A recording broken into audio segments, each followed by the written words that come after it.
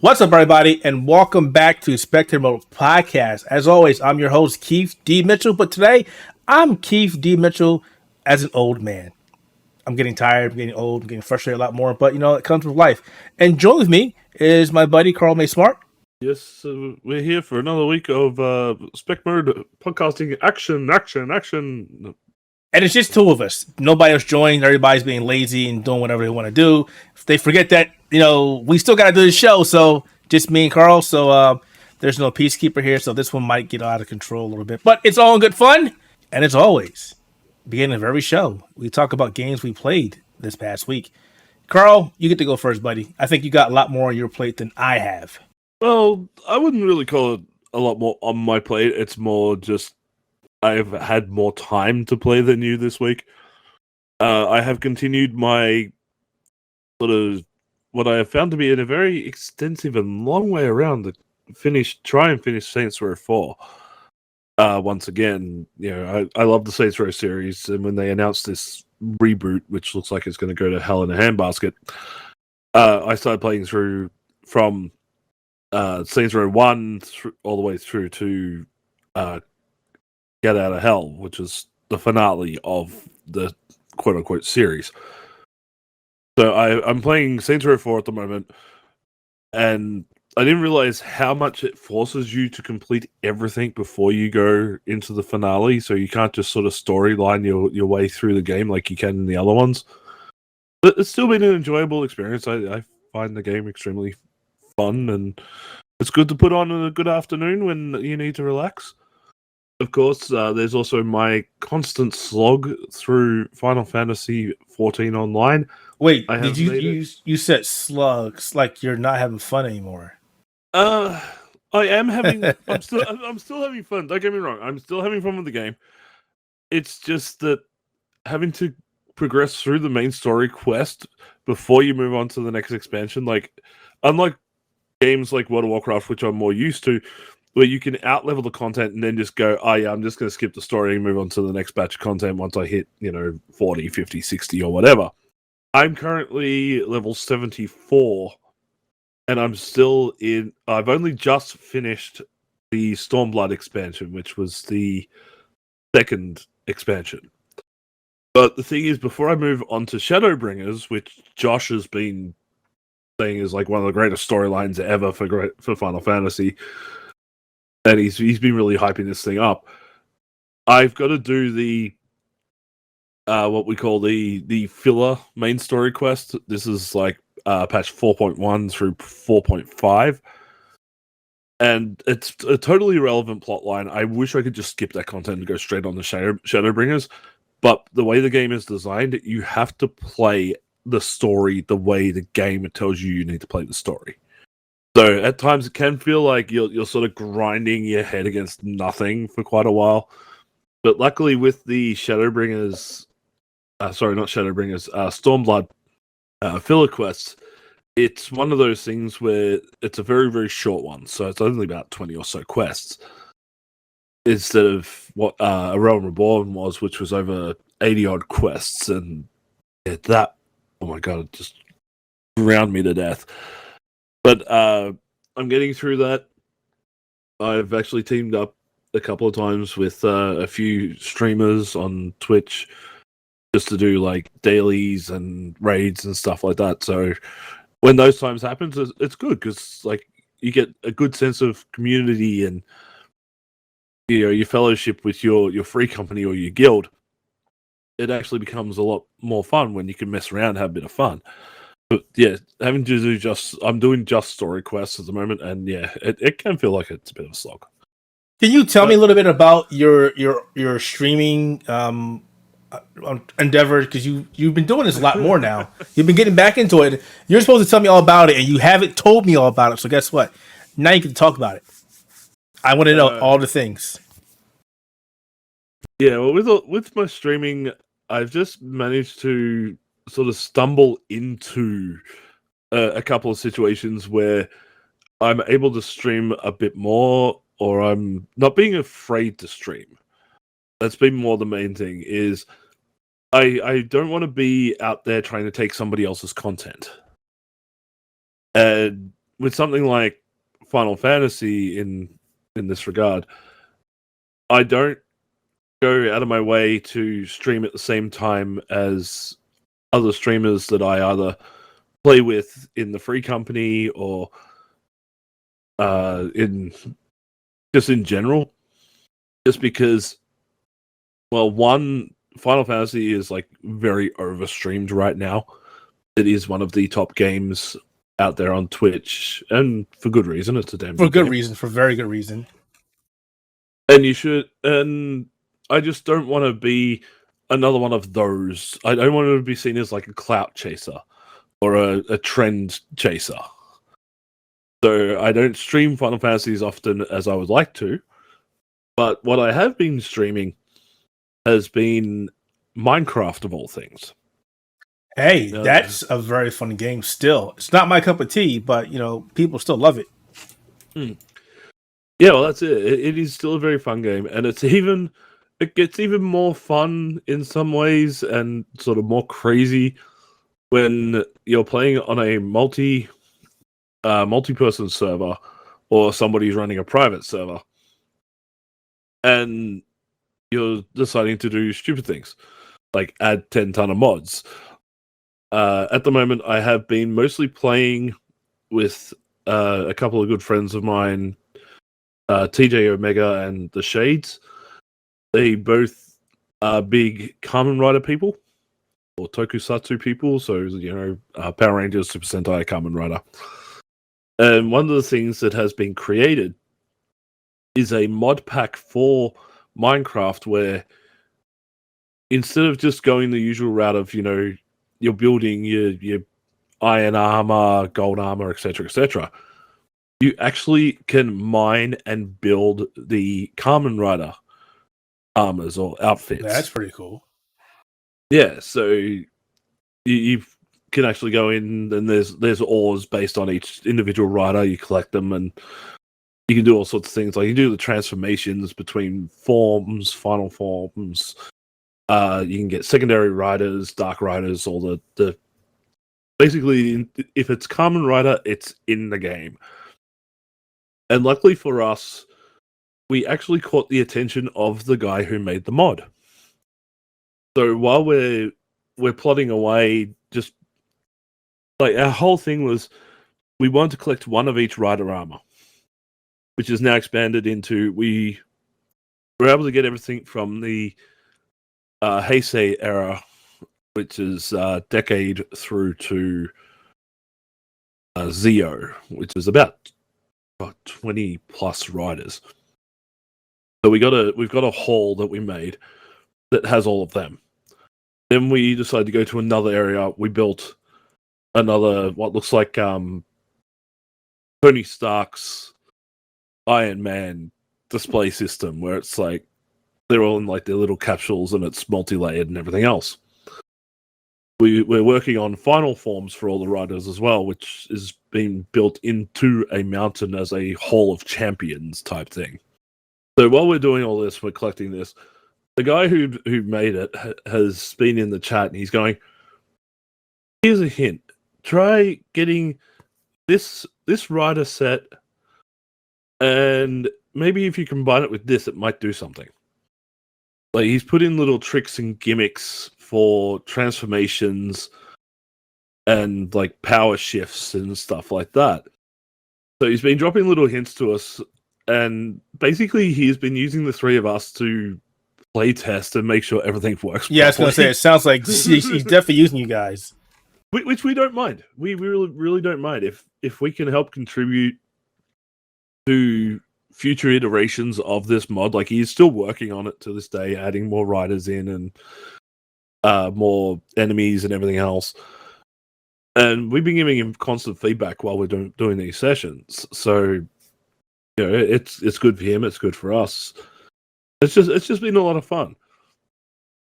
And yeah, I don't really sort of have a schedule as to when these things happen, just because Omega, he works, usually ends up finishing up late of an evening sometimes. Shades has kids, so You obviously know Keith. You know, it's What hard are to game when you kids? got What are those kids. things? They don't do anything important. And then, of course, you've got myself being an Australian, so it's another completely different time zone paradox. So, unfortunately, I don't have set schedules for streaming. But if you jump on Twitter, you can follow myself at the Mace Thing. You can follow at TJ Omega and follow at the Shades AT. And one of us will usually pop something up saying, hey, we're going live in an hour or something like that. You guys should totally make a Discord server. Each of them have their own Discord server. I'm not popular enough to have my own. Oh, sorry about that. Yeah, that's maybe why in time, buddy. That's why I leech off the Outerhavens. You know, we should totally make that open. I keep saying we should. We totally should. More on that later, maybe. But yeah, but one thing I do as well with any of my streaming, on my About page, I make sure that I have linked back to the outerhaven.net so people can go there. And also, because I don't have my own particular YouTube channel, I link back to the Outerhaven's YouTube channel where people can see other works that I have done for the website. Yeah, that's the paradox. So you get your free plugs. Yeah, it's a paradox. I have that same problem. So I guess, you know, it's a collective. We all win when people do that. So I have no problem with that. Other than that, is that all you've been playing? I did start up NBA 2K22.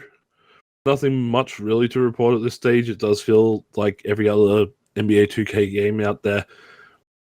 I have yet to jump into like the My Career modes and stuff like that.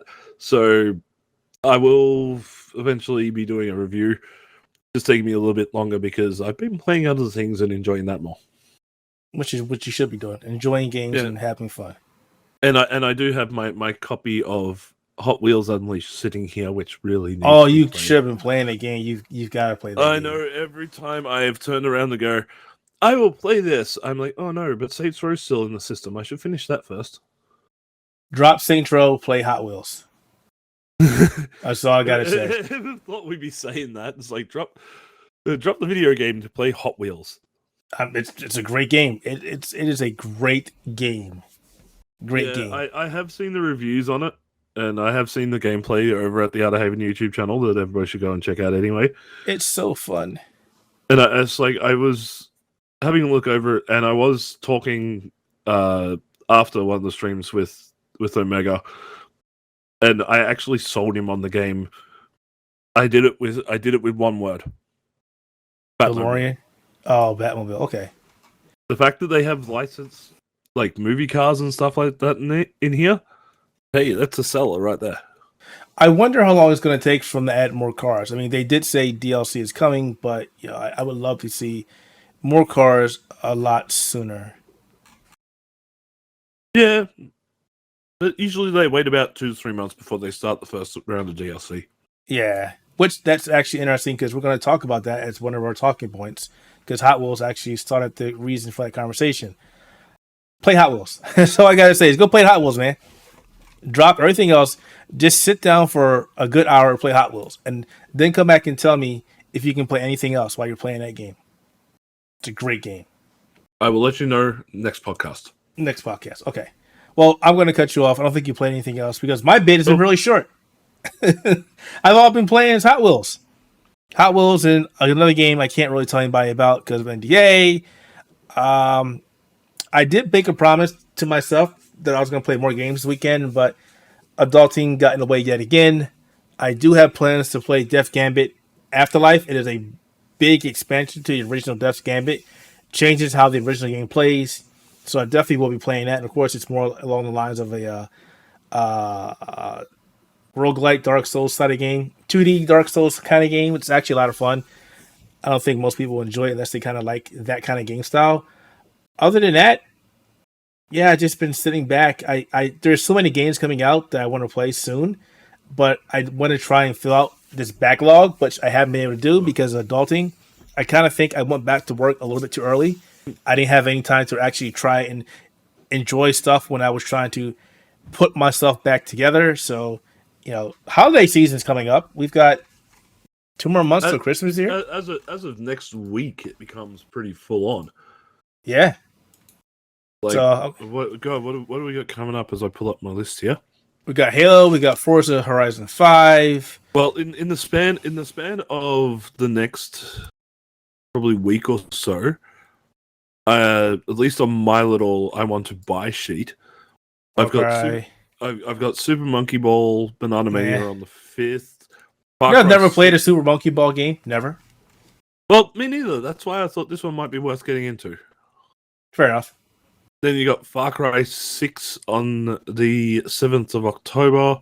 Then you got Back for Blood, I think, comes out the 12th. The 12th, yeah. Actually comes out a couple days early if you buy just like some kind of special edition. Yeah, you get to play it on the 9th.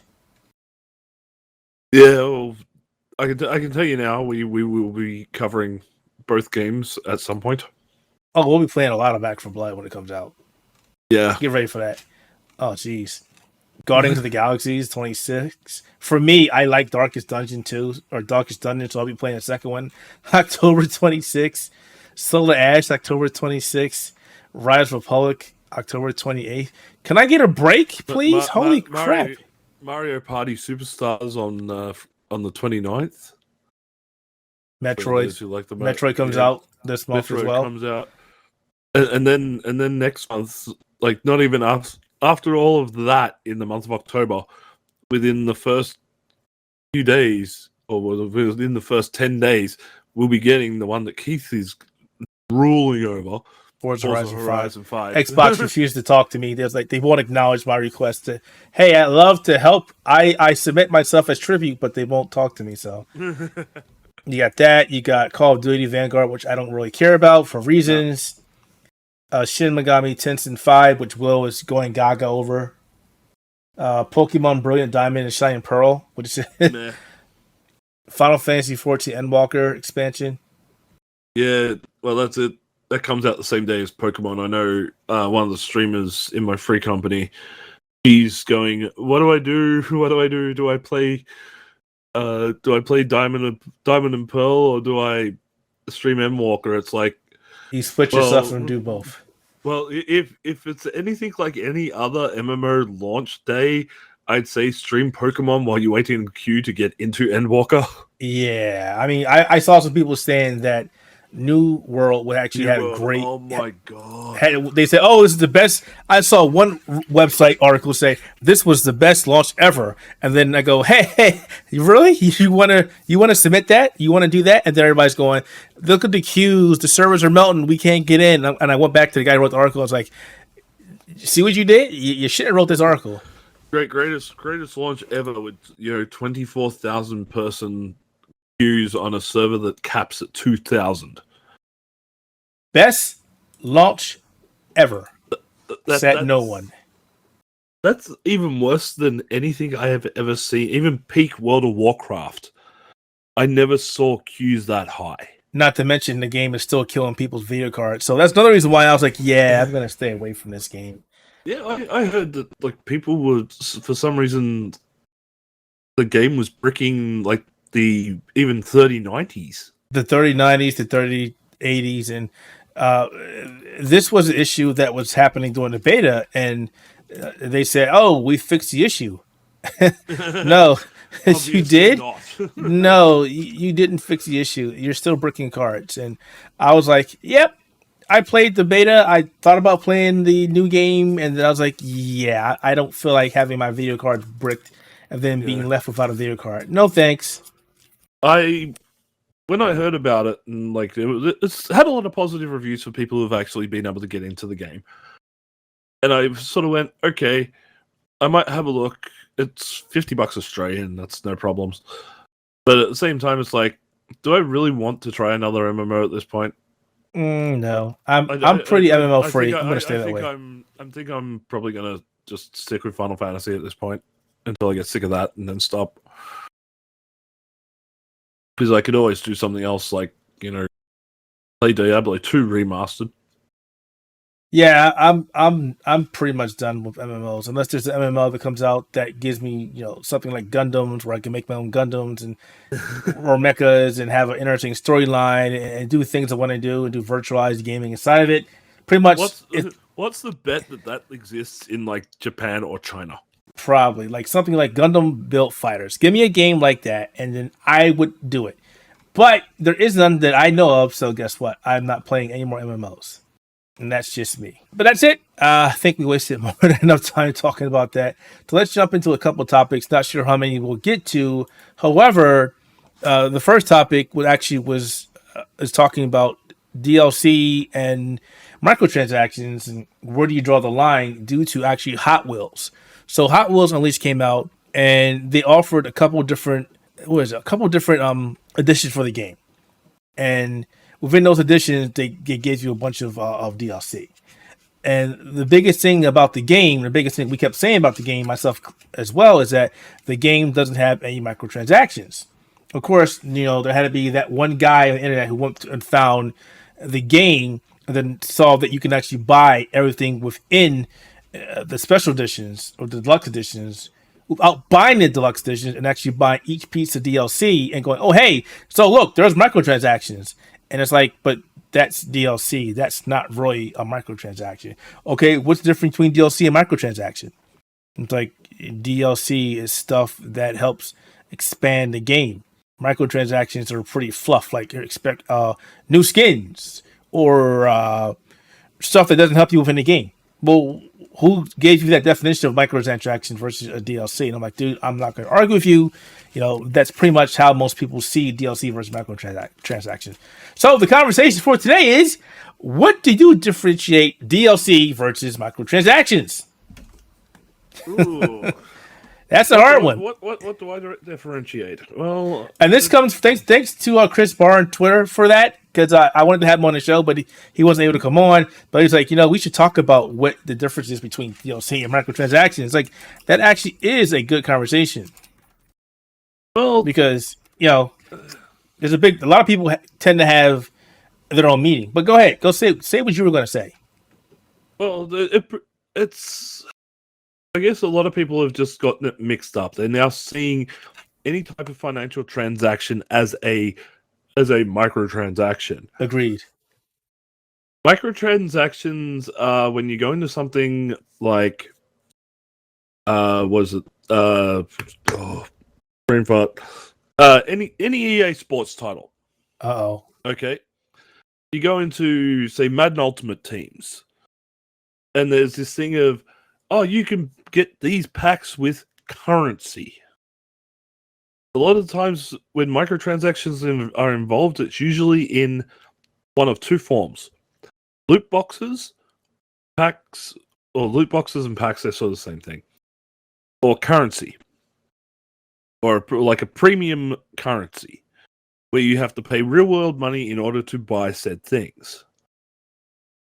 Now, DLC, on the other hand, is additional content that has been created after the game or has been used as a separate section of the game.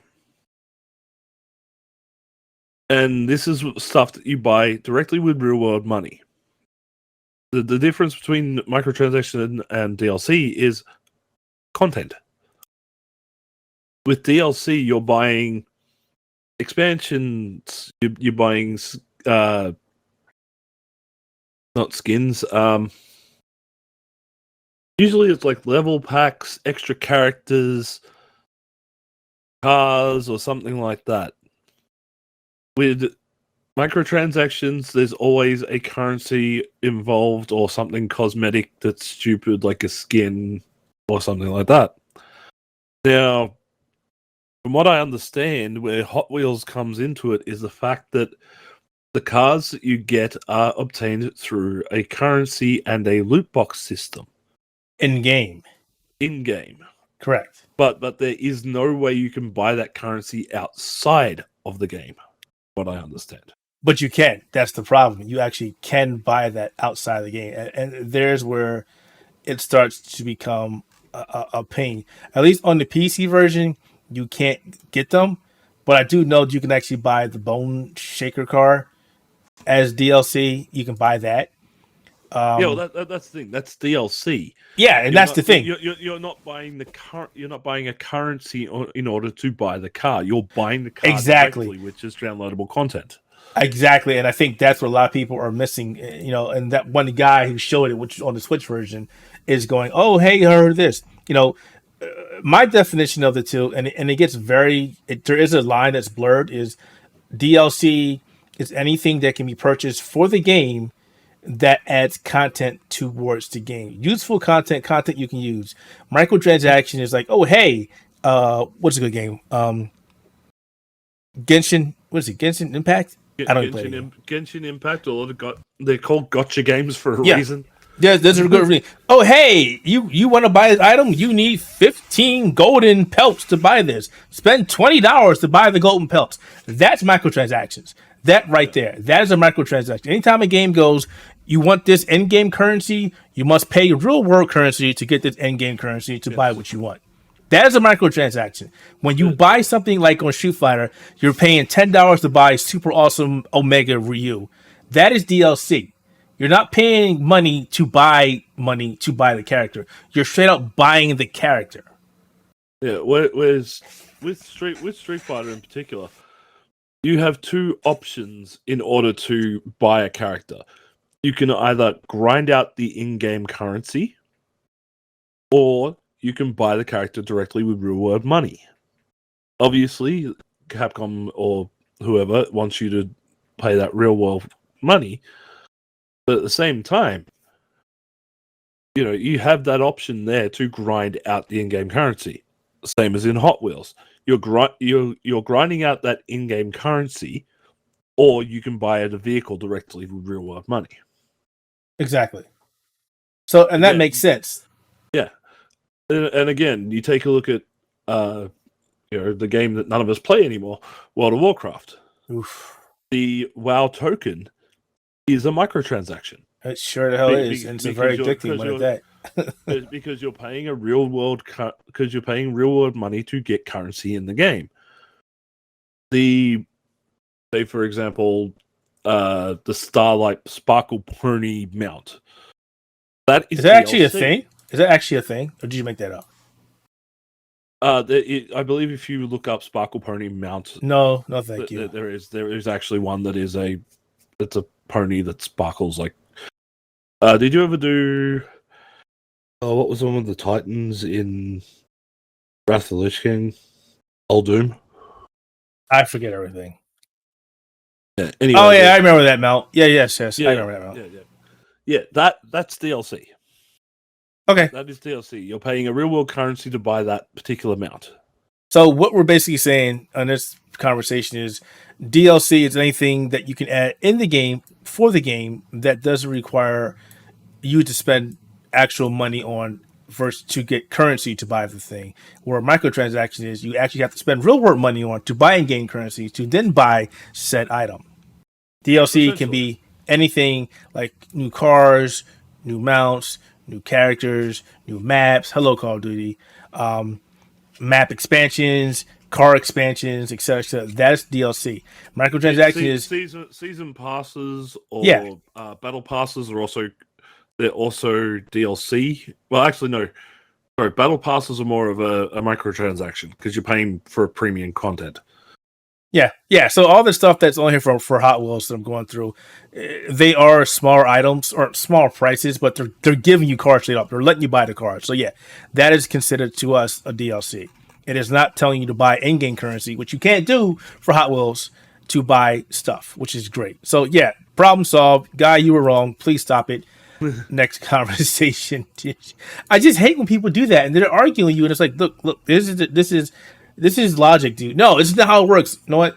I've learned my lesson a while ago. I do not argue on Twitter anymore. Do not. I think it's come from it's one of these things where language has melded itself into stupid sayings or labels being used for too many things. In this case, microtransactions has come to mean anything you pay for in the gaming community. And it's pretty stupid because that's not what it is. You know, again, we've explained multiple times already how the difference is, but it's one of those things where people just look at something like a DLC or, you know, a singular item and go, that's a microtransaction. Pretty much. No, it's not. It's not. People need to use this thing inside your head called a brain. What is that? I don't have one of those anymore. And actually think and differentiate between the two subjects. Yeah, you know, you wish people would do that, but yeah, I know. So but they never I just had to bring that up because I got tired of the conversation, and I'd rather talk to people with rational logic to see what's what. Okay, fair enough. Moving along, because this is another question that I had, which was interesting. Another topic here. So we are in the current generation of gaming. I don't know if you want to call it whatever it is. I think I lost track of numbers by now. But I keep seeing a lot of people, and myself included, talking about the PlayStation 5, Xbox Series X, Xbox Series S as next generation consoles. So the question is, are they current generation consoles now, or are they still considered next generation consoles? It all depends on how you once again, it's how you define something. For someone like myself and you who own these particular consoles, and we are lucky enough to do so, we consider this the current system that we're playing with. You know, when I refer to my Xbox, I'm not referring to my Xbox One, my Xbox 360.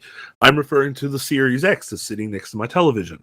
With my PlayStation, I'm referring to my PlayStation 5, which is sitting in the lounge room as a streaming box. That could trigger idea too. I see these as current because they are the current consoles I'm playing on. However, in the broader terms of generational context, the only time a console will become current is when support for the previous system slows down or is made redundant. So at the point where Sony says, okay, we're going to stop producing PlayStation 4 games, then the PlayStation 5 becomes the current generation. When Xbox says we're not going to bother doing anything for the Xbox One, we're going Series X and S only, then that's when it becomes the current generation. Till that time, they are still considered next generation consoles because they are not seen as the standard or current generation of consoles. So that makes valid point, and that's kind of where I was leaning to, but at the same time, it's like, I mean, to me, they are my current consoles because I don't play my PlayStation 4 anymore. I don't play my PlayStation 3 anymore. I play my Switch, but then the Switch is still considered current. So, I just really wish the whole terminology of, you know, previous generation, current generation, next generation would actually just go away because, again, the lines have been so blurred that it doesn't make any sense anymore. So what happens if there is another, say, God forbid, there's a PlayStation 5 Pro? What is that? Is that next generation? Is the PlayStation 5 now old generation? What is that?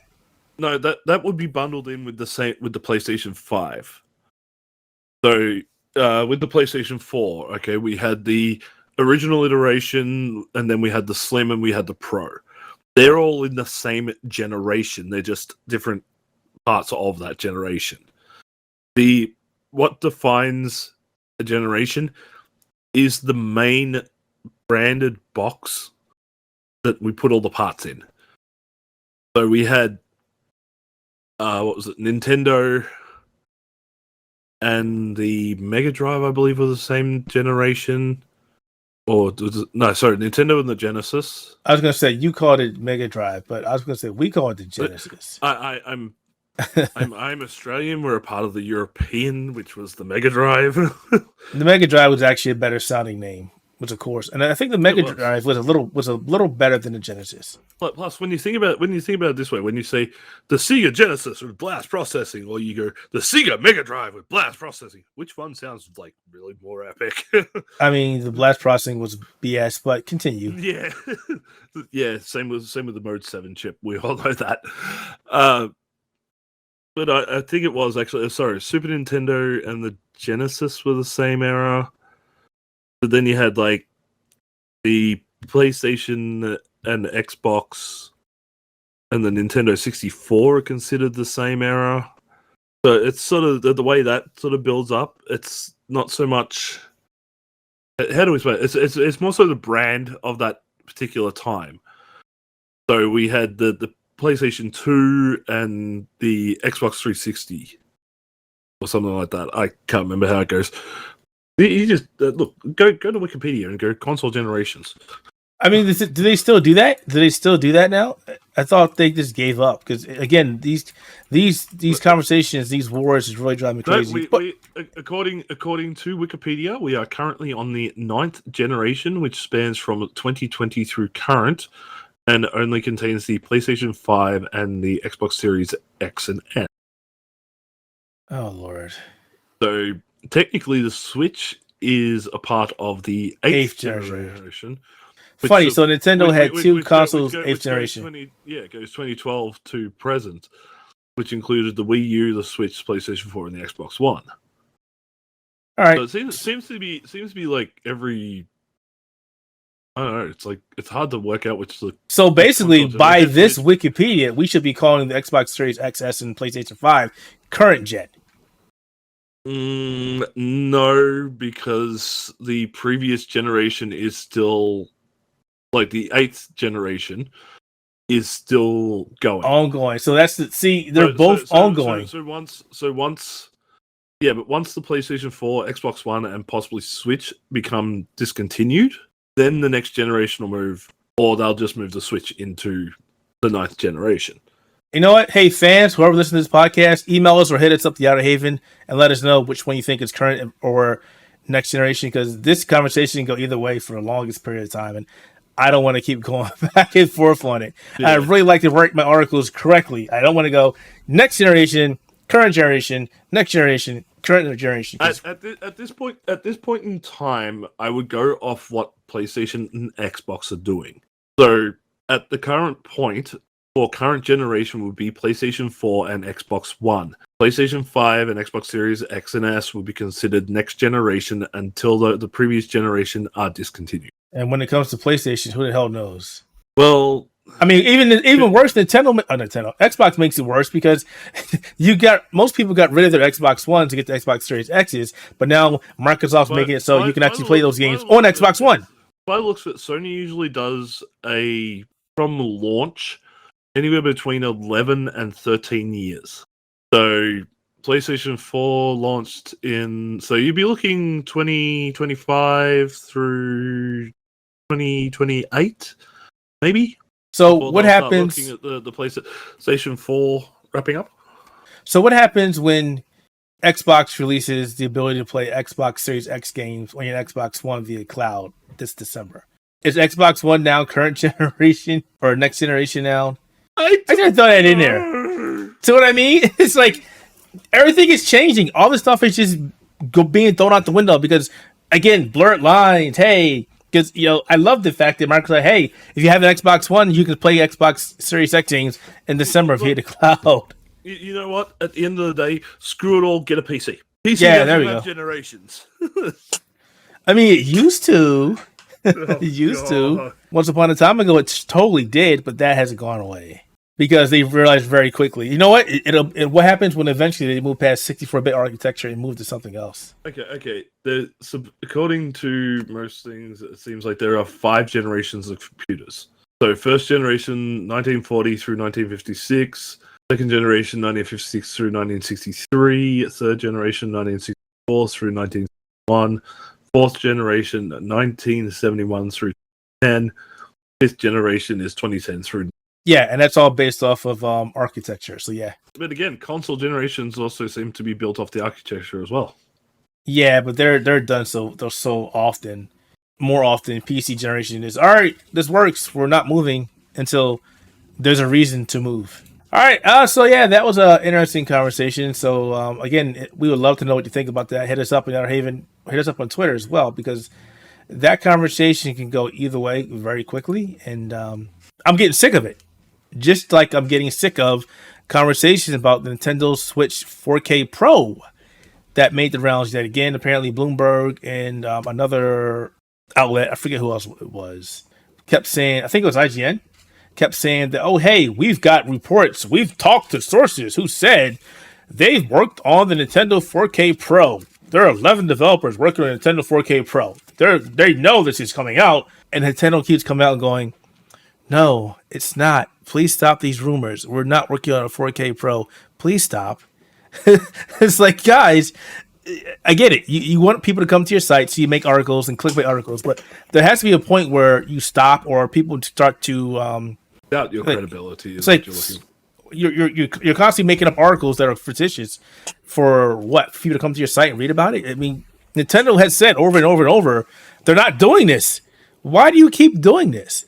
I had a conversation about this a couple months ago with somebody, and we just stopped talking about the whole thing. I was like, look, if Nintendo's making a new 4K console or making a new 4K Switch, NVIDIA has to have a chipset that can support this. NVIDIA is the one who's supplying Nintendo with the chipset. They don't have one. NVIDIA has not shown anything on their roadmap. So, therefore, there is no console, no Switch, no upcoming Switch that can do 4K. Because NVIDIA would have to have it. But my cousin's brother's uncle, twice removed, who works at, butt developer, who got his hands on a development kit that was sent to him by Nintendo via secret undercover mafia bosses who told him that if he said anything, he'd be killed. Okay, then we won't hear from that person anymore. Great. But there is no new NVIDIA NLC. There is none. Why do people keep saying that?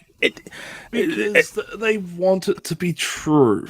NVIDIA puts out the roadmap, folks. This is how it works. This is how, when they do architecture, they say, this is our roadmap. These are things we are working on. Just like they do with their GPUs. These are the things we're working on. Yes, they do tend to hide things when they're coming out with new GPUs, because people tend to go data mine and go behind their backs and look at shit they're not supposed to look at, like documents and things like that, and say, oh, hey, this new thing is coming out. And then NVIDIA cuts to come out and go, no, it's not. Please stop doing it.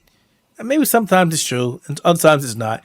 But SoCs, NVIDIA doesn't really play around with SoCs that much anymore. They know their money is in GPUs. Unless Nintendo went somewhere else and got another person to develop a brand new SoC that's going to be compatible with existing games and all that fun stuff, and that's kind of a pain in the butt, there is no 4K Switch coming. Nintendo and backwards compatibility hasn't actually been a thing for years. But can you imagine if they came out with a 4K Switch from another company and all of a sudden your Switch games don't work? Here's the thing, though. I don't think that you're going to see you're not going to see a 4K Switch Pro. If Nintendo's going to go 4K, they're going to do it with a new system. Exactly. So, people need to start to realize and understand your little Nintendo Switch, which is now considered a generation old, is not going to be 4K. Hell, it's not even going to be 1080p. Get over it. I mean, it is 1080p, depending on the game you play, but docked. Depending on the game, yeah, you got to have it docked, and But yeah, you're not going to see a 4K Switch. Do you dock yours? Do you play your Switch out of the dock? I don't. No, I spend most of my time. Actually, I play it more out of the dock than I do in the dock. I mean, the only time I take it out the dock is when I go somewhere. Well, I usually take it out of the office and I'll go in like the lounge room or something, and I'll play it out there. I don't really play it too much on the television unless I'm actually having to video capture anything. What about Metroid? I don't play Metroid. What about when it comes out? Does she want to give me a copy? No. And Nintendo's not giving me a copy, bro. I'm buying it. There you go. But hey, I will tell you this as somebody who has owned quite a few Nintendo consoles over their time. Believe it or not, the games that I have played the least out of their constantly pushed franchises, Metroid and Zelda. Yeah. And I can hear Mario. the hate coming in right now. And Mario. Yeah, why haven't you played Breath of the Wild? It's one of the greatest games ever. Because it's Breath of the fucking Wild. Yeah, I'm not going to talk about Breath of the Wild anymore. Because here's a little bit of a controversial one. All the Zelda games have been the fucking same since... Oh, no. Since the Nintendo 64. Oh, here we go. Yep, we're not going to talk about Zelda now. I can just hear the salt. Ocarina of Time and Majora's Mask were the last time they made an original Zelda title. Here comes the salt. Here comes the salt. Good, I got the chips ready. My doctor told me I need to have less sodium, so I can't talk about that anymore. But yeah, guys, come on. We're not going to get a 4K Switch. There's just too many things. Think about this. From a technical standpoint, not even talk about NVIDIA. Let's just think about this. 4K screen requires more battery life, which means they have to put a bigger battery in the damn thing, or you get even less life than you have right now. It's going to get hotter because there's less room in that system for you to play games or for it to do its work, which means it's got to be a thicker switch as well. So that's two things going against it right now. Battery life and heat. What do you think they're going to put this at? It's not happening. It's literally not happening. Okay, they bring out a new Switch, 4K Switch that's thicker. So new docks. We got to make sure it's compatible with existing stuff. There might be new Joy-Cons now. Are you getting where I'm coming from? There's just too many negatives here. Nintendo is not stupid. It's too much excess technology that's needed in order to make this console go to 4K. And they might as well just go screw it and do a new console. And that's it. And they're probably working on the new console right now. You know Nintendo's working on something. They know they're a generation behind. Eventually, when the Xbox Series XS and the PlayStation 5 hit their stride, Nintendo's going to go, hey, we've got this brand new Nintendo console that you're all going to want. Well, brand new Mario game that you're all going to want. Probably coming this upcoming spring watch. And you're going to want it. And it's not going to be the Switch. Maybe it's a Switch 2. Maybe it's a Switch U. Who knows? Maybe be something completely different. But I'm hoping something completely different. You're not going to get another Switch, 4K Switch. They've already given you the OLED screen. They've already given you more internal storage. They've already given you a bigger battery. There's nothing else they can do for this thing. It's done. And even the OLED screen is a freaking gimmick. Yep. Why? What is it, like 2 inches tall, bigger or something for the screen? I don't remember what the real estate is. I mean, yes, OLED screen is nice, but come on, guys. If you're playing your Switch in a dock, what the hell do you care about the OLED? And I haven't seen anything, even though Nintendo sent this thing to many YouTubers and they're trying to convince me that it's so much better. I really don't see the difference, nor do I care. I'm paying you extra for a screen smaller still, that still doesn't beat the original OLED monster. Rest in peace, PS Vita. So, sorry, I don't care. There is no 4K Switch. If there is, I'll eat something I don't like eating. But there's not one coming. Stay tuned next spring though for the new Nintendo console. I'm telling you, they're gonna announce something next year, guaranteed. It's time to get a new console. It is pretty much time for a new console for the Nintendo.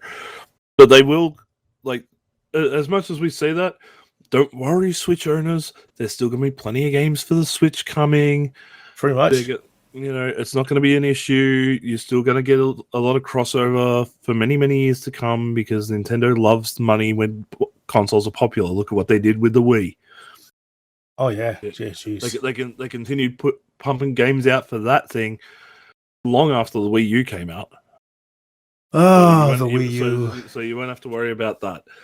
Now we just gotta hope. We just gotta hope that for some reason, they don't do something dumb like they did with the Wii U. And absolutely, you gotta believe. Thank you, Proper the Rapper. I miss you. All right, moving right along there. Yes, no 4K Switch. Twitch. Oh, switch to the Twitch. Twitch to the Switch. Whatever. Oh man, Twitch. Oh my God. So, Karl, I don't know how much you've been following Twitch. Obviously, we talk a lot about the hate rates and the reason why I didn't. Out of the two of us, who's been streaming more? Me. I've just not been telling you. I'm a black guy. I don't like streaming on Twitch much anymore. There's a reason for that. There's a reason why I left Twitch in the first place and went to Mixer. God damn it, Microsoft. Oh, I was doing so good on Mixer, and then you killed it, you freaking morons. But enough of that. Twitch has been having a lot of issues with hate speech rates, and it's been really hurting marginal streamers, smaller streamers of different colors, streamers of different sexes. And people have been asking Twitch to do something about this for a long time. They finally came out with something that people were thinking could do the job, and it is email and phone verification. Basically, if you're a streamer, you can go to your account, you can enable phone and email verification. You can require people who chat in your channel to have a valid email or phone number or have had it for a long period of time, and which kind of makes sense. And I think somebody had mentioned this a couple months ago, which Twitch finally put into place, which means if you don't have a valid phone number or email address and it can't be confirmed and they have this enabled, you can't come into their channel and chat. Great news for people who are trying to avoid this nonsense. Great news as a deterrent. But obviously, there are still ways around this. Obviously, if people really want to harass you, and if they really, really want to harass you, there are ways around this. There's a way around pretty much everything. I think it's a noble idea. I wish Twitch was more transparent about it, but obviously they wanted to try and tell people less about what they're doing for obvious reasons. What do you think about that, Karl? Oh, this is a hotspot. I hate these things. You hate hotspots? No, the hotbots. Oh, HOSS. They're the main source, or have been identified as one of the main sources for these hate raid things that have been going on.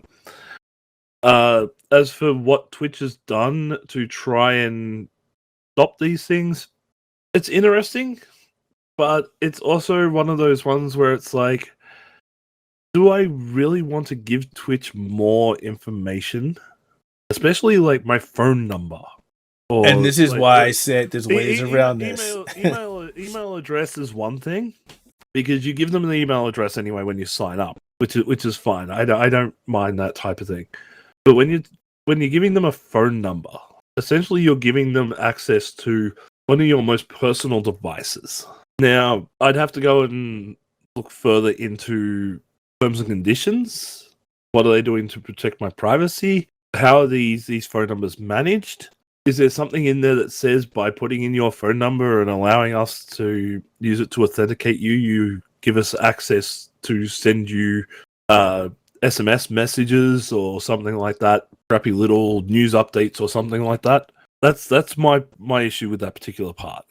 Actually, I never paid attention to that. That is a valid point.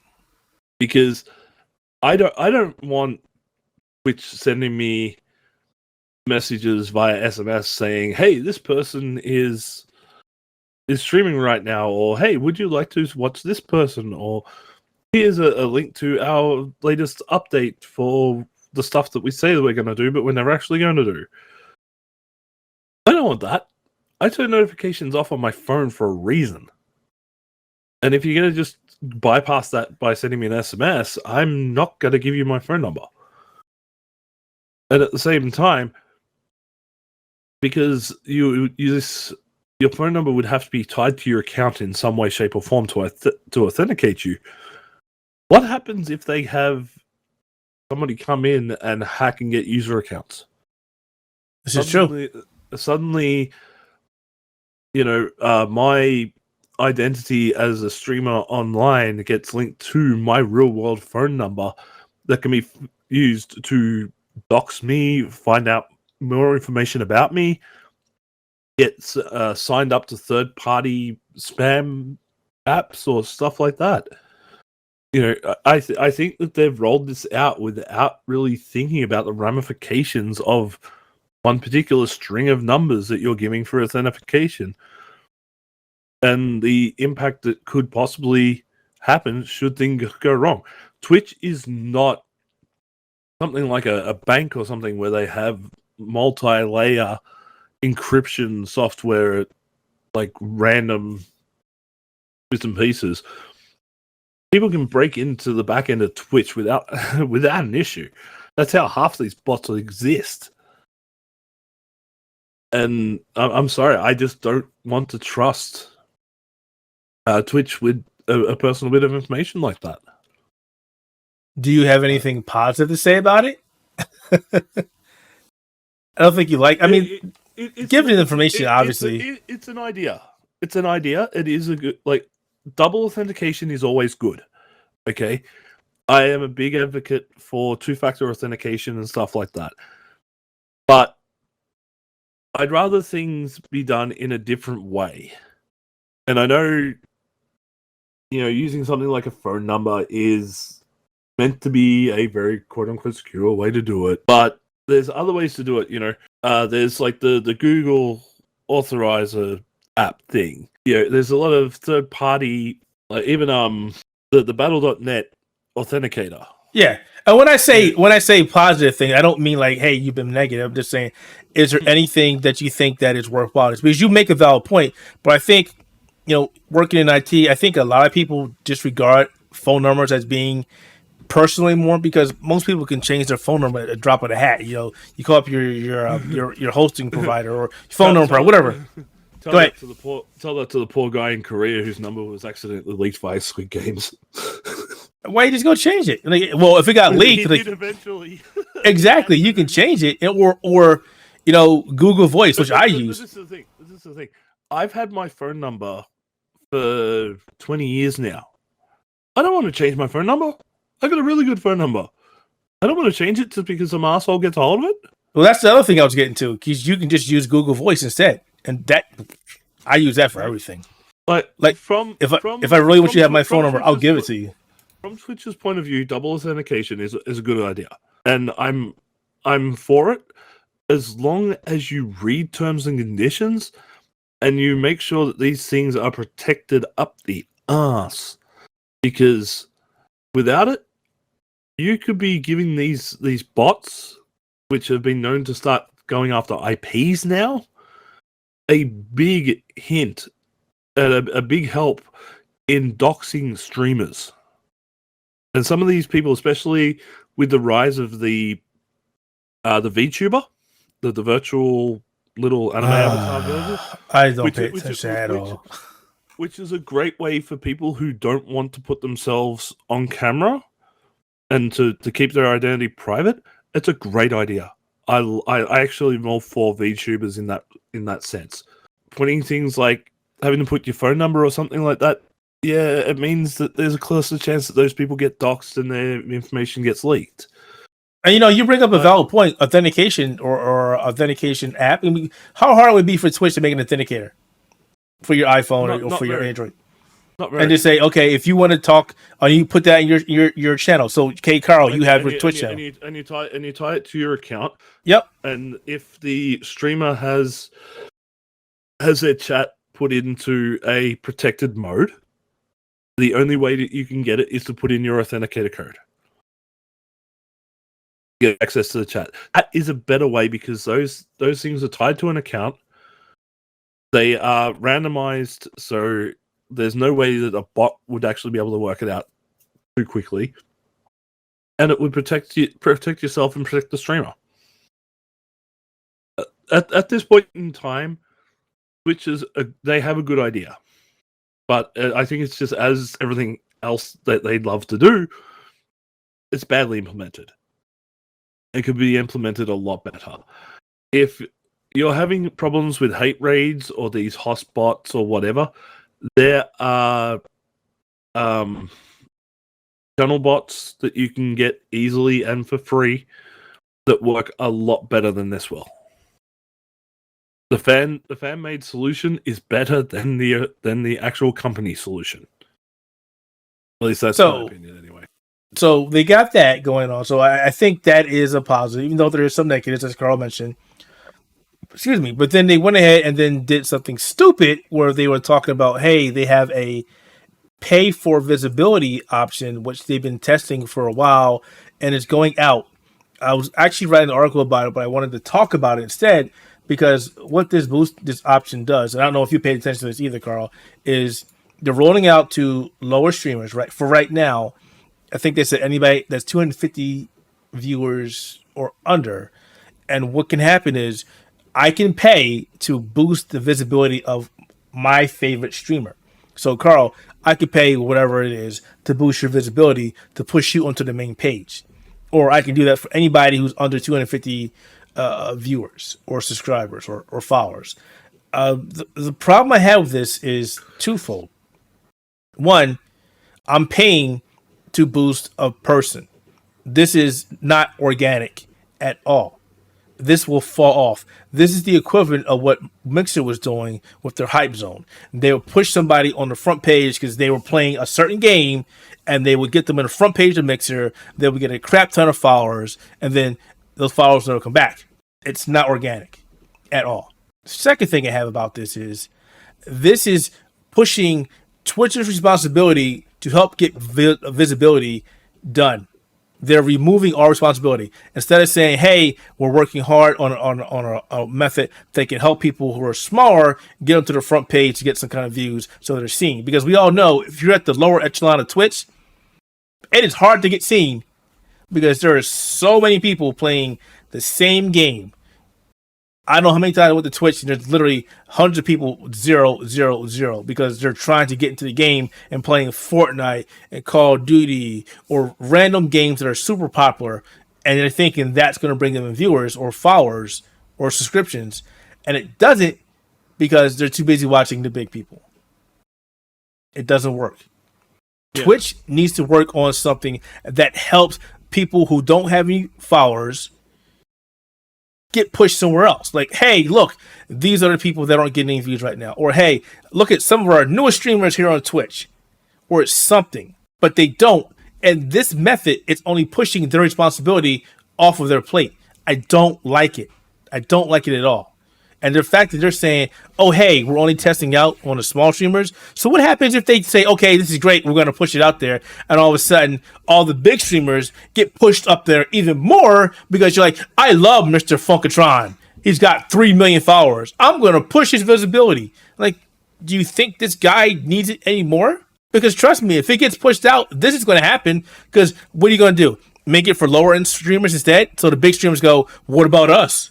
Oh, you're pretty much nailing it on the head there. This inequality between like lower end streamers and the big names, all this does is make that divide even bigger.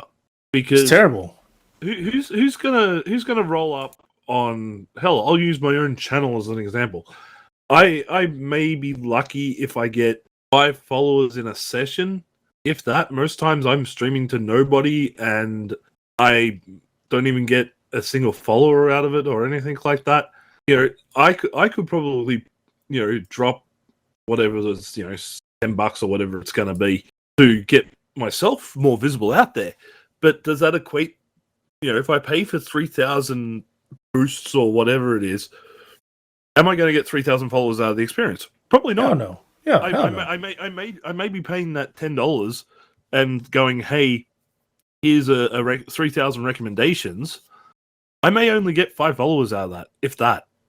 I may pay that and still get nothing. Meanwhile, you know, my channel continues to be small, but then somebody jumps on like a I don't even know who the big streamers are these days.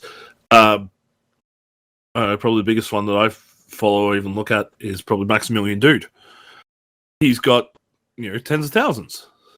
Or Asmongold. You know, dude's got hundreds of thousands. His followers, they see a little guy trying to get on the front page. No, I want Asmongold on there, so I'm going to drop down $10.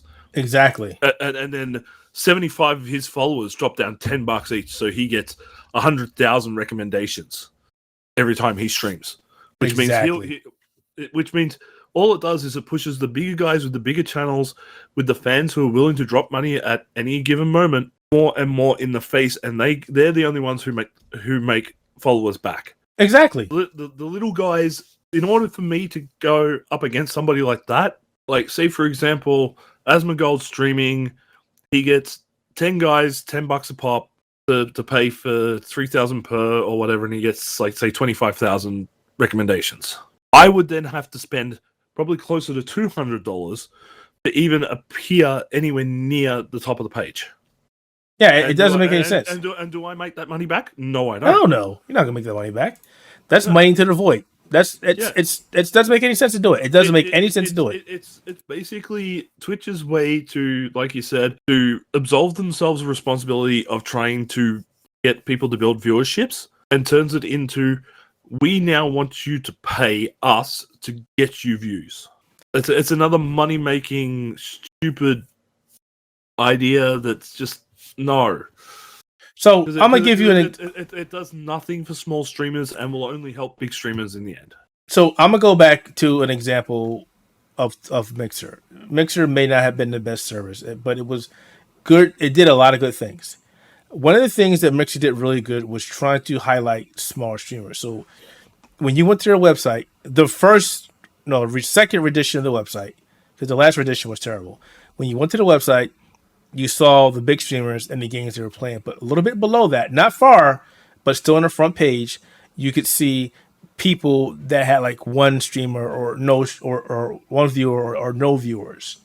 And it would give you a good chunk of the page saying, hey, these people are new, these people are playing this game, and it would rotate out. So you would still see the small streamers. It doesn't mean you had to click on them, but you saw they were there. They were visible. They were viable. You made me a new friend. And that's how I got a lot of hits on Mixer. I ended up with like 300-something people on Mixer. I was like, wow, this is pretty cool.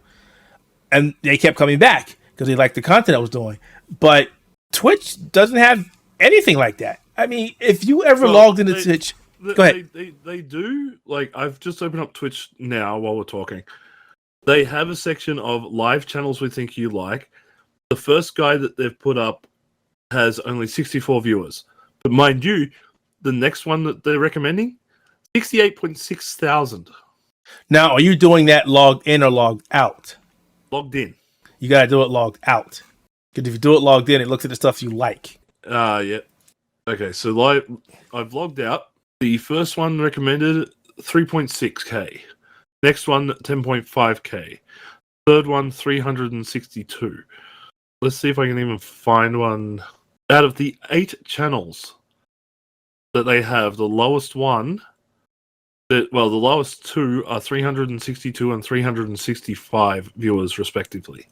No, I don't even get that. Log out, I get Shroud, Fracture Life. Yeah, 70,000. I've got Shroud. I've got Iron Mouse. The lowest person is 12,000.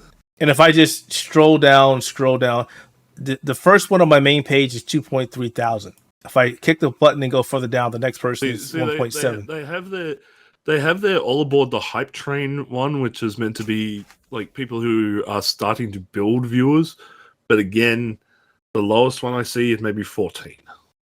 Yeah, I don't even get that. And I can't even go any further. That's Pixel Circus, which is a Dungeons and Dragons. Yeah, I got League of Legends, which is 9.8 thousand under that. The lowest person is playing Call of Duty Warzone. But there's the thing. There needs to be something to highlight smaller people. And I'm pretty sure if I click on one of these people that have 300, that they've got 55,000 followers. So these aren't small people by any matter. I'm not here to bitch about it, but I'm just saying, hey, you're highlighting people that are already doing a fairly decent job already. None of these people are people starting out and need help. Like the next person is 153,000. I'm not saying that Twitch needs to give a handout to smaller people, but if you're just calling yourself the giant of streaming, if you're there saying you want everybody to be treated equally, if you're saying that you want to help everybody, the people who are just starting out need some help. As much as people give Facebook Gaming some crap, they highlight smaller streamers. Twitch has to do something here, and this absolves them from any responsibility. I don't like it. I hope they test it and people go, this is garbage. We're not going to use it. We don't like this idea. Go back to the drawing board. They'll test it, and people will be like, oh yeah, we love this idea. It's a great idea. Please implement it, because that means that I can take my channel to the next level. But as soon as it gets implemented for everybody, they'll find out how unbalanced that system is. Oh, If they have an idea of something along the lines of, you can only use this system if you're under X amount of viewers. But then you get people complaining that you're just helping people that X, Y, Z, blah, blah, blah, blah, blah. Well, you can't make everybody happy. No, you can't. But that's I'm saying in the way of fairness. I know I'm saying fairness, but it's really unfair. It's to say if you're under, you'd have to put it at a dumb number in order for Twitch to implement it. So say 1,000 viewers. And you might lock the limit at 250 subs. So if you're under 250 subscribers, and under 1,000 views, then you can use it to boost yourself. I'd rather that be the system than going, everybody can use it. I agree. Because then that way you're helping people get at least to the middle of the pack. You're not helping them get to the front. You're helping them to have a chance of actually building upon this. I agree. And if you put this system in place and people complain, you go, oh well, you've already made it. Stop complaining. At that point, if you're pulling in an average of 1,000 viewers or 200 or you've got 250 subscribers per month, then you know what? Hexan, go away. You've got enough. You've got enough backing behind you of a community that you should be able to continue naturally from this point. Exactly. Which is what I think they want the system to be. But if they implement it that way, of course, you're going to have all of the people who are above that range go, oh, well, how am I supposed to grow if these people are boosting themselves up to my level? What about all the grinding that I've done to get here? You should be proud of your community and have faith in your community to help carry you forward from that point. If you don't have that community or that faith in your community at that point, then stop streaming. And it's not even that about the whole thing about, their community and whatnot.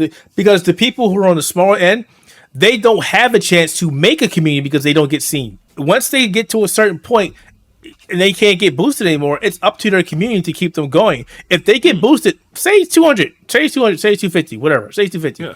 And they get 250 followers and they start making community and they're no longer able to use this boost ability and they die. Well, it's because I'm not trying to be ignorant, but they weren't a good streamer. They didn't stream stuff people wanted to do, or they didn't have a community behind them. Yeah. That's literally what it is. Yep. I'm still surprised people are still subscribing to my channel, and I haven't streamed in months. Guys, stop to be honest, subscribing to me. To be honest, by the time you hit, what is it? I keep forgetting what their tiers are. When you hit that one just before affiliate or partner, yeah. When you hit that level, you should have a community behind you that you can start doing things like streaming full time, turn it into a business. Oh, you can't do that on affiliate. You can't do that on affiliate. Well, all right. So maybe partner. Put a bit higher. When you get to those type of levels, you should be at the point where your community should be strong enough to help you grow from that point. If you don't have that community, then again, like you said, you might not be cut out for streaming. You might not be streaming the right things. I have seen some of the streamers that I follow have amazing communities and have people that have allowed them to do things like actually go live and make the entire, basically turn their life around to the point where they're actually streaming full time. I envy those people, but at the same time, I feel bad for those people because you get up. I mean, you got to have a special kind of passion for that. I know there's a lot of people who do it, but I can't see myself getting up every day and playing games for 7, 8, 9 hours a day, talking and doing XYZ. I love what I do.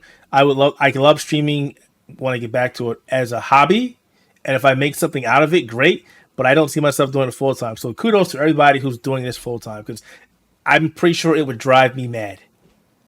Yeah, I can definitely understand that, and I agree. With the Twitch pages, you can't actually see how many subscribers somebody has. You can see their follower accounts, but you can't see how many subscribers they've got. Right.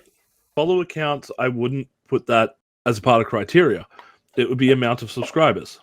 Like I think once you hit what's an average Twitch sub these days? About $6? I don't know. Something like that. I have Twitch Prime or Amazon Prime. I don't know. I think it's $8 Australian per month. So the second you get that, I'd say 1 to 200 subscriber count, the percentage that you're making off this, a couple hundred per month, then yeah, you shouldn't be using a boosting service. if you think you need a boosting service, then obviously you have no faith in the people that have come to support you so far. Also, the last thing about this is Twitch's way of getting more money versus using external boosting services, because there are quite a few out there. Twitch knows this, so they would rather you pay them instead of paying somebody else to do this, which is understandable. Which makes sense. If I was an evil, maniacal, I want more money sort of guy, why give them your money? Well, you can give it to me. From a business standpoint, yes, I can definitely agree with that. Mainly because when you think about it, this is Twitch's version of the WoW token. Oh my god! Where they've created something in order to stop a third-party service, but in itself would probably become one of the most corrupting aspects of the business. Yeah. I remember when people were just buying gold nonstop, and then Blizzard was like, "Yeah, how about this token?" Like, oh, it was great when it started. Pay us for this token. Okay, here you go. And then I remember just going, you know what? Nope. Yep, I'm done.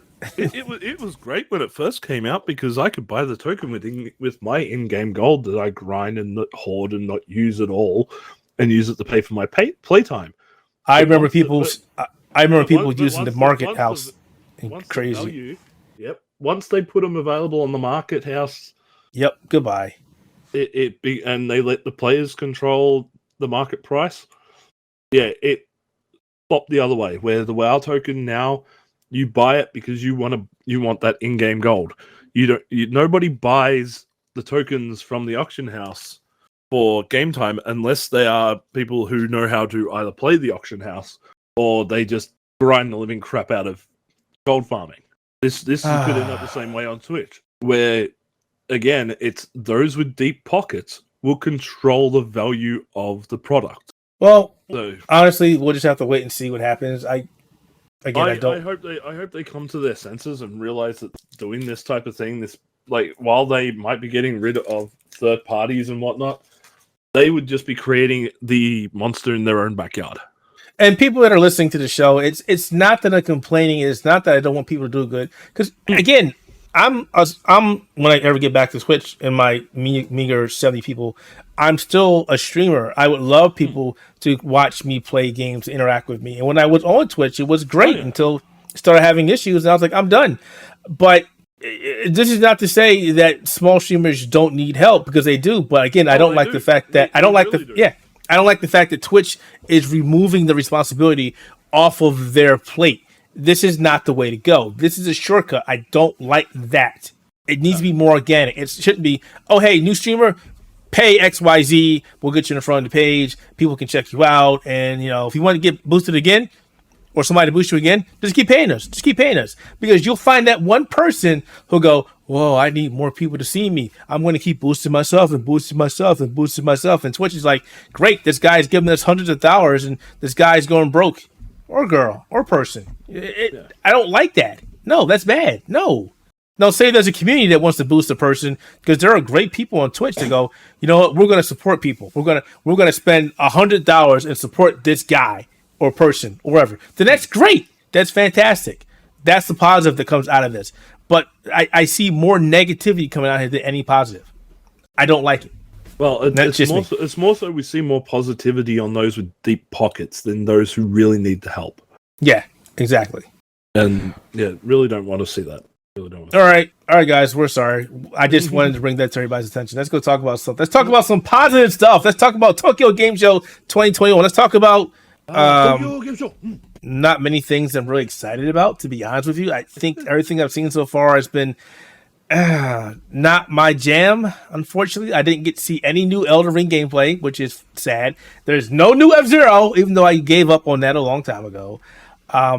It's Bloodborne, no nothing. There's nothing here, but I am happy to hear and see that my Final Fight. Wow, Monster Hunter for PC. It's finally coming out January 12th, and that we're getting a demo October 13th. That is freaking fantastic. We're getting 4K support, ultra wide monitor support, keyboard and controller support, high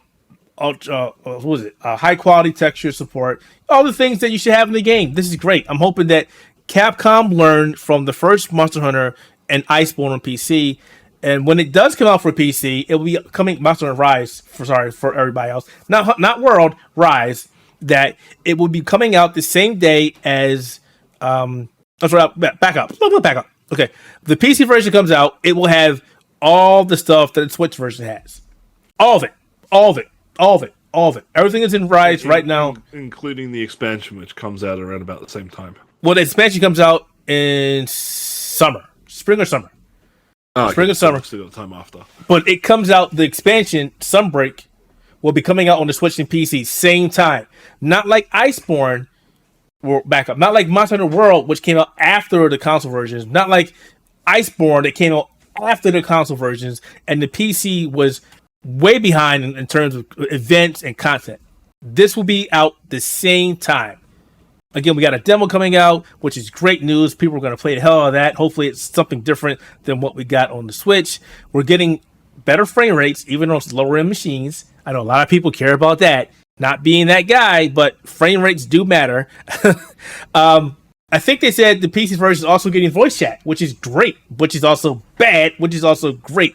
Depends on who you play with and if you can turn that crap off.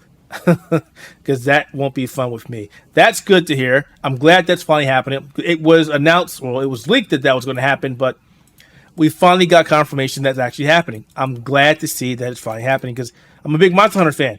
I'm a big PC gamer. I did not play Rise on the PC. I'm sorry. Rise on the Switch. Did not like it. Stopped playing it because I knew the PC version was going to come out eventually. Unfortunately, there's no cross-save progression that they mentioned. Probably won't be anything. So if you grind it out on the Switch version, you gotta do it again. Sorry. But that was great news. There's a couple RPGs coming out. I forgot which ones they were that were shown, which is great. You got that. But honestly, there really isn't much that I care about from this show. All the big news has already been released. Yeah, Microsoft is like, we're working with more Japanese developers. Great. That's fantastic. Great. When you actually show me something that's worthwhile after that, great. I'll be even happier. But right now, I don't really care about the Tokyo Game Show. I don't care. Sorry. You want me to add something? Because I got nothing. I actually forgot it was even happening. I mean, that's the thing. It's another digital event because of COVID, obviously. I'm glad that they realized that we need to stay here and be online. But stuff that I was hoping to be announced hasn't been announced. There's no new Persona game. Again, we have no gameplay of Elden Ring. Nintendo hasn't showed off new Mario. Obviously, it wasn't going to anyway. There's nothing here. Square was lackluster. Where's Final Fantasy 16? Oh, we're not showing it again. Okay, great. What did Bandai Namco show? Nothing that anybody really wanted to see. So, I was really trying hard to find information. I mean, there's some good stuff out there, but there's just nothing that I was looking forward to. So, Snorfest. Sorry. Yeah. Karl, I know you didn't like it, but what do you think about what I just said? Am I being wrong here or what? No, look, Tokyo Game Show is following in the tradition of every other big game show that's happened this year. It's either been updates on stuff that we found out about last year, stuff being pushed back to next year, and just all around, like, there's no surprise, there's no, oh my god, there's no, you're bringing this out now. It's like, oh, okay. Updates. Cool. Can I do anything with them? No, you can't because everything's virtual. Surprise! Okay.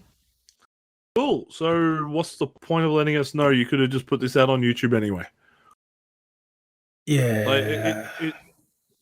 It makes no sense without being able to actually go and play the games, touch the games, experience the games. But of course, the only people who get that are your high-end YouTubers or streamers or, in the case of just about everything, fucking IGN. Well, I will back up. I will say that Steam is doing Steam Next Level, which is great, which they're giving out a bunch of different demos you can try out, which is great. I'm glad somebody's doing that, but they're mostly indie games.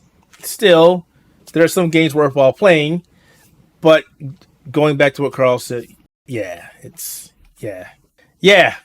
I don't really like that, but yeah. Yep. Hey, look, it's the way it's going to be until the world actually opens up and allows people to come indoors and actually do stuff. So, we're just going to have to deal with it for the way it is.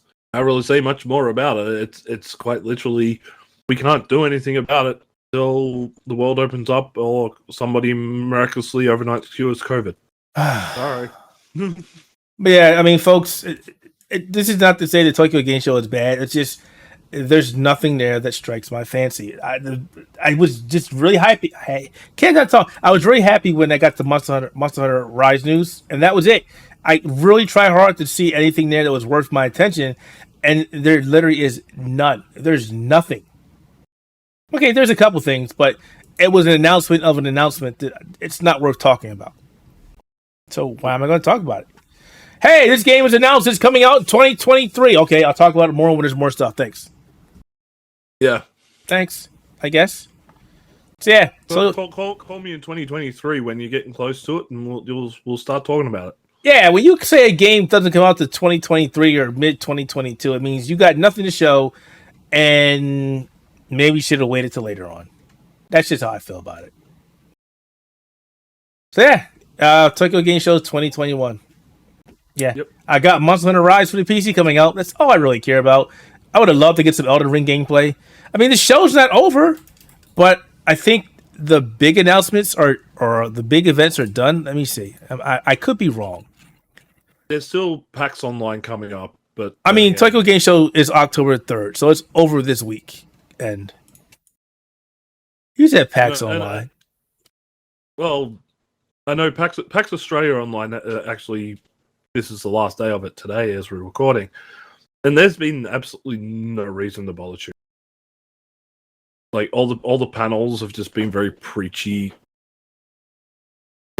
junk, and I'm just like, eh. Yeah, and I'm looking at the Arc System Works will have a stream tomorrow later on this evening.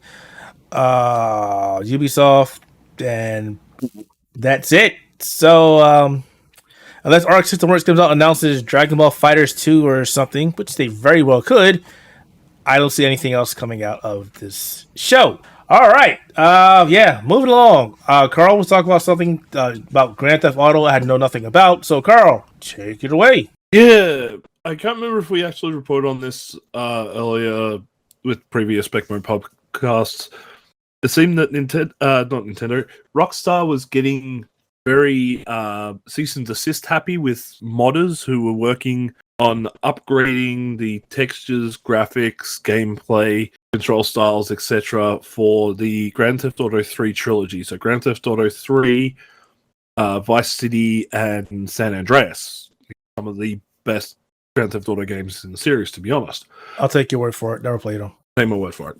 When all that started happening, and it only started happening about a month ago, a lot of people started theorizing that Rockstar is getting ready to either publish these games again as ports, or they might actually be finding a way to take the story, graphics, and everything from those three games and update them using the Grand Theft Auto 4, Grand Theft Auto 5 engine, which means complete reworking of these games into an actual into remakes more so than remasters.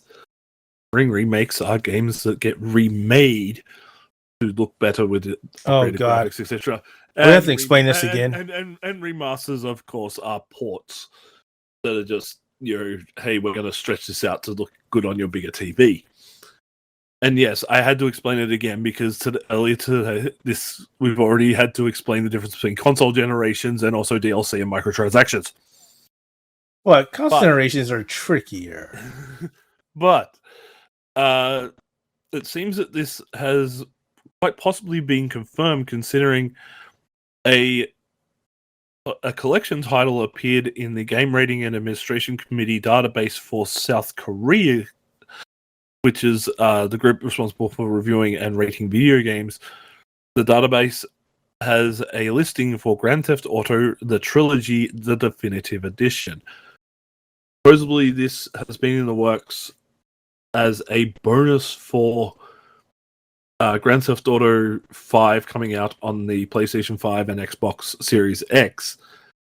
But because they've obviously delayed that game till later in 2022, they're now pushing ahead with this as a separate release, possibly due out in November.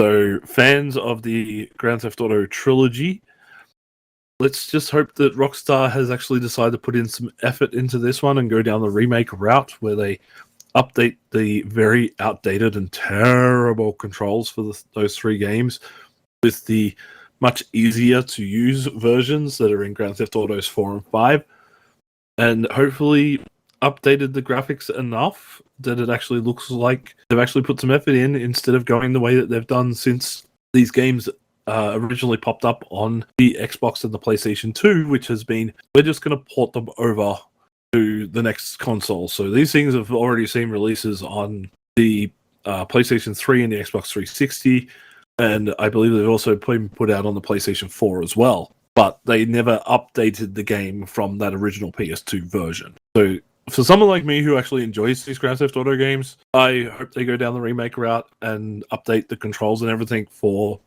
what they have established in 4 and 5 and give us something that's worth playing. At least that's my hope. We'll find out when Grand Theft Auto 6. When and if it gets released in November. And no, Grand Theft Auto 6 does not exist. It will never exist. Probably not. Grand Theft Auto 5 is the new Skyrim. It's going to be ported constantly for the rest of our lives on everything. On TVs that are on consoles that are 20th generation and refrigerators and everything. Yep. Honestly, I don't think they're ever going to get a 6 just because, the main story writer left. And who knows what they're doing. They're obviously focusing on Grand Theft Auto Online. How about they give us a Midnight Club Racing remake? There you go. No, Grand Theft Auto Online more. Okay, fine.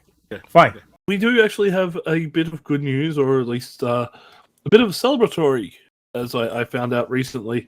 Would you believe that Nintendo Direct has been going for 10 years and it has 150 videos? I believe it. Nintendo has been going balls to the walls when it comes to videos. And to think it started out with good old Reggie Fils-Aimé in an office, in a very white office in the very first Nintendo Direct, to bring us news for, I think that would have been going back all the way to the 3DS announcements. Somebody made the conscious decision to go, hey, it costs a shit ton of money to go to events. How about we just make videos from our own place? Yeah, that sounds cool. Let's do that. All right. It sounds like Nintendo got into streaming. And then it's been that way ever since. Yep. And it's been all the better for it. We've also had like the great little memes of, we bring this directly to you. And I'm sorry if people didn't hold their hands out straight against their head and then point forwards when I said that. Obviously, you weren't alive during the glory times of the Nintendo Direct. Yeah, and then they obviously were the pioneers because Microsoft and Sony both followed suit. Yep. And then so did everybody else. Everybody else doing the same thing.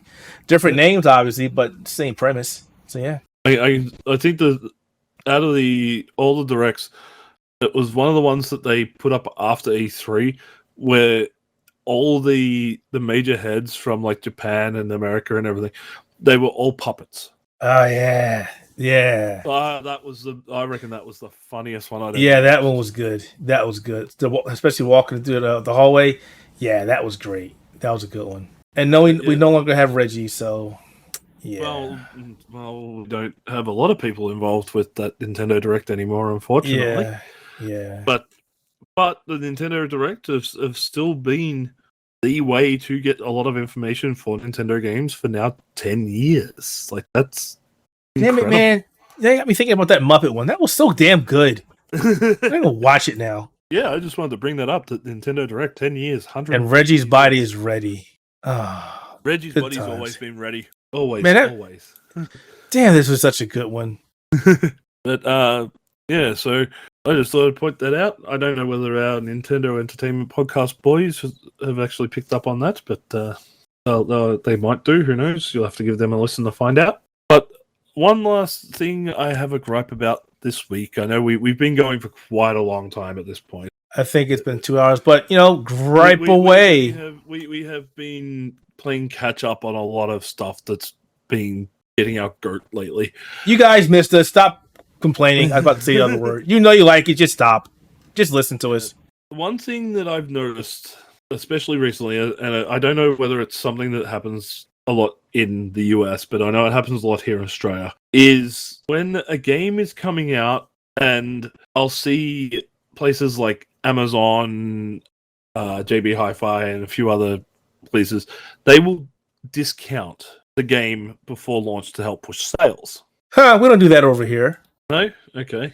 So for me, I've been wanting to get a hold of Far Cry 6, but I want to get it on PC. Oh, wait. I think some places do that over here. Not console games. No. I mean, but we're talking like CD keys and Green Man Gaming. See, this is the thing. It's opposite over here. The console versions, I've seen Far Cry 6 going for as low as 64 Australian dollars. It retails for 100.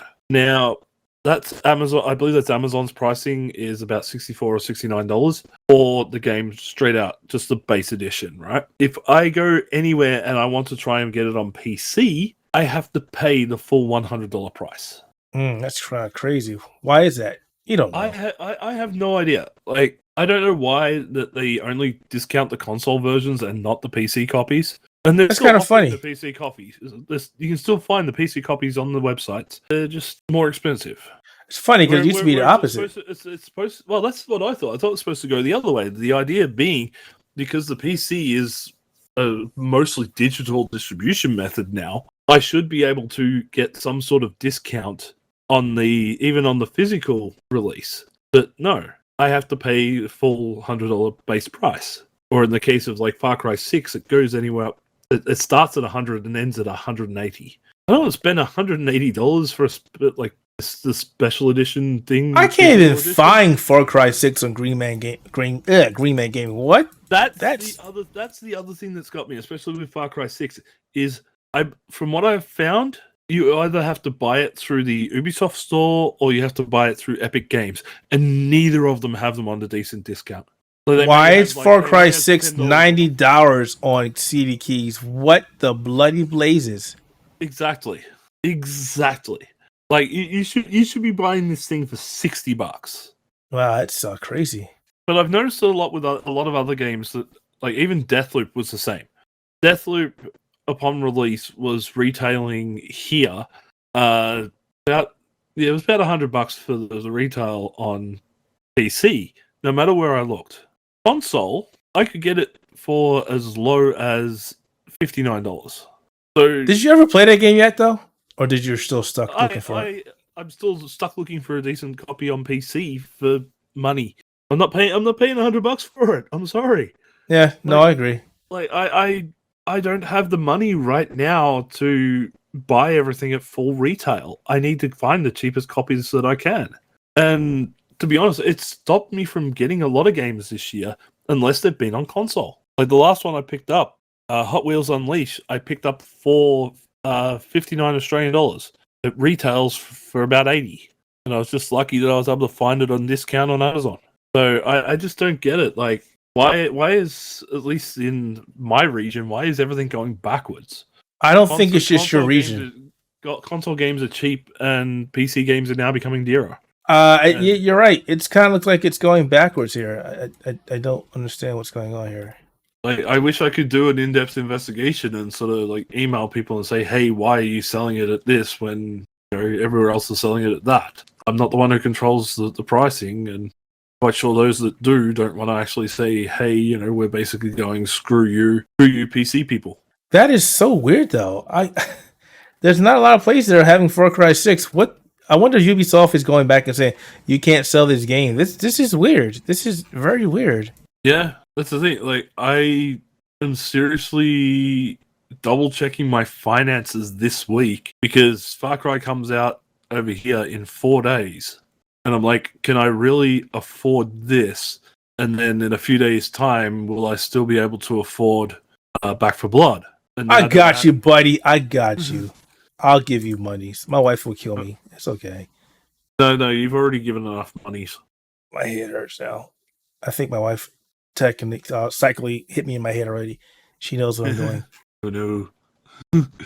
But yeah, it's sort of weird. Like I'm noticing more and more that PC isn't as heavily discounted as it used to be.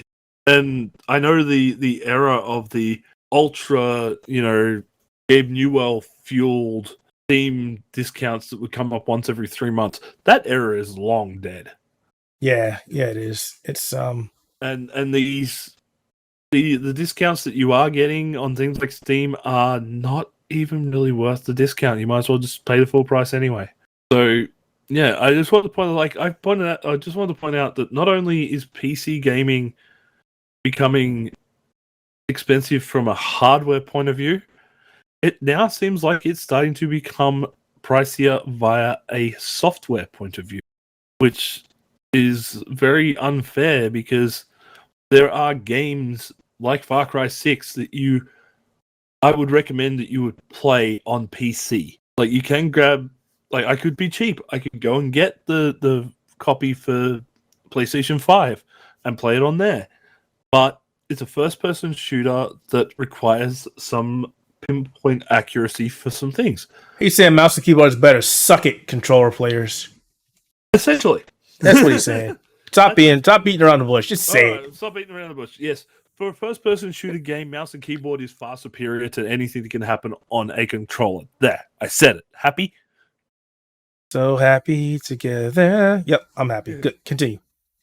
But, yeah. It's just one of those things of, like, I don't want to have to pay extreme amount of money in order to get it on PC. The idea of me pouring the money into my PC was because the games were supposed to be cheaper. But if it's going to go the other way, then what's the point in me even bothering to keep my PC going for another generation? No? Nothing? Yep, I agree with you 100%. It's kind of weird here. It's definitely what I'm looking at right now. It's not how it was a couple years ago. Yeah. I don't know what the cause is. I don't know because Ubisoft is trying to force people to go directly to Ubisoft. I don't know. I don't know anymore. It's just weird. The fact that I go to Green Man Gaming and there is no Far Cry 6 at all it's troubling. Mm-hmm. And I am going to write them. It's like, why don't you have Far Cry 6 on your website? Well, what's going on? I mean, you got Monster Hunter Rise already on your website. Already, where is Far Cry 6? This is weird. And it's not a mistake because every other Far Cry is on there except for 6. Mind you, 5 is still $60. WTF. Why is it still $60? I wish I could tell you, but... This game came out when? 3 years ago? Something like that? This game is at least 2 years old. March 2018. So yeah, this game is 3 years old. Why is it still $60? I don't know what's going on here, but yes, Karl makes a valid point. Hey, stores, make these PC games cheaper like they used to be, please. Yeah. Well, we're not asking you to like discount a brand new game by 50 or 75%. Like, at least make it somewhat reasonable. Hey, but if you could, that'd be awesome. Like, if you could, hell yeah. That'd be awesome if you could, but, you know. I'll buy 8. But, one of those things would be, I'm just hoping to try and find some way to at least put them on parity with the consoles. I haven't played a Far Cry game in years. I'm definitely going to look for 6, though. So instead of me paying $100 on PC for Far Cry 6, how about dropping it down to $69 like the PlayStation or something? Put it on that same level. If you're going to discount one, discount them all. You know what? That's logic, my dude. Yeah. And it seems I speak way too much logic today, so I think that's going to be the end of my logic for now. And that is also the end of the show, everybody. So, yay! It's like the Muppet Show ending, which is also a great show. You should go back and watch the older ones. Great stuff. And the movies. Great stuff. All right, so we're wrapping it up. So, on behalf of myself, Keith D. Mitchell, Mr. Frame Rates Matters, and Karl May Smarts, thanks for checking out this episode of the Spectator Mode Podcast. And as always, you can find us on Apple Podcasts, Google Podcasts, Buzzsprout, Spotify, and wherever else great gaming podcasts are. Thanks for checking us out. Thanks for enjoying the show. And questions and comments, hit us up on Twitter. We're at twitter.com/theouterhaven. or you can hit up the Mace thing, or you can hit up Shadow Haxer. Either one on Twitter. Thanks for listening to the show. I know I said it again. And good night, or good morning, or good evening, or whatever you're at. It doesn't have to be a time of the day. Good evening and good night.